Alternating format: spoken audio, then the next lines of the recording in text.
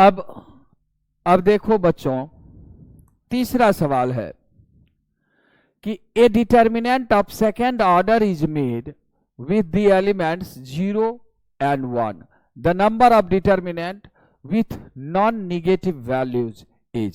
Non-negative मतलब determinant का value जो है should be greater than equal to 0। तो इसकी कितनी संख्या होगी? तो देखो बच्चों, ग्रेटर देन इक्वल टू 0 कह रहा है, हम लोग डेल्टा लेस देन मतलब डिटर्मिनेंट की वैल्यू लेस देन 0 लेके चलते हैं, ग्रेटर को बाद में देखेंगे।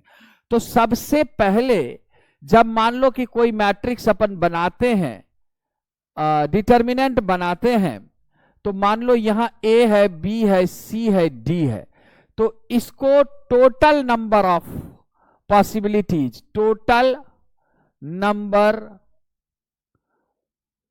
ऑफ डिटर्मिनेंट कितना होगा?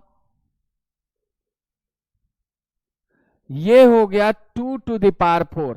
इस पोजीशन को 2, इस पोजीशन को 2, इस पोजीशन को 2, इस पोजीशन को 2, यानी 16 तरीके से हम टोटल डिटर्मिनेंट बनेगा, यानी 16 डिटर्मिनेंट बनेगा टोटल। अब इसमें ऐसी डिटर्मिनेंट कितनी बनेगी जिसकी वैल्यू निगेटिव हो? देखो बच्चे, डिटर्मिनेंट का वैल्यू क्या है? A D minus B C. अब देखो बच्चों, एंट्री है 0 और 1 की, तो देखो निगेटिव बनने के लिए इस पार्ट को 0 होना है और इस पार्ट को 1 होना है। इस पार्ट को 1 होने के लिए B और C दोनों बराबर 1 के हो जाएगा। इस पार्ट को 0 होने के लिए एक पॉसिबिलिटी A0 D0, दूसरा पॉसिबिलिटी A0 D1, तीसरा पॉसिबिलिटी A1 D0। इन तीन पॉसिबिलिटीज में, इन तीन कंडीशन में BC1 के साथ हमारा ये वैल्यू डिटर्मिनेंट हर समय निगेटिव वैल्यू देगा। तो अब कंसेप्ट क्या है? नंबर ऑफ डिटर्मिनेंट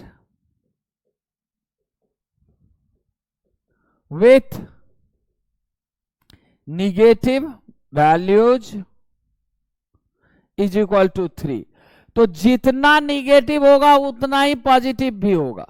तो number of determinant with positive value ये भी 3, और नंबर ऑफ डिटर्मिनेंट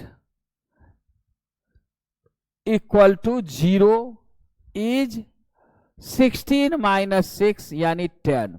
तो यहां सवाल क्या कह रहा है कि नॉन निगेटिव, तो नॉन निगेटिव में 0 भी आ गया और 3 भी आ गया, तो आंसर कितना हो गया? 10 + 3 नॉन निगेटिव। तो number of determinant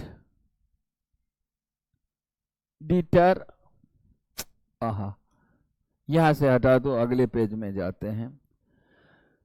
number of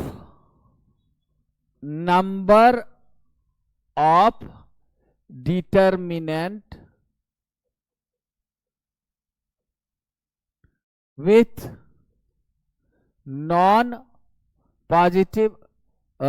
negative value is 10 + 3 is equal to 13, है ना? निगेटिव वाला का 3, पॉजिटिव वाला 3 और 0 वाला 10, तो सब जोड़ करके कितना हो गया बच्चों? 13 डिटर्मिनेंट हमारा आ जाएगा।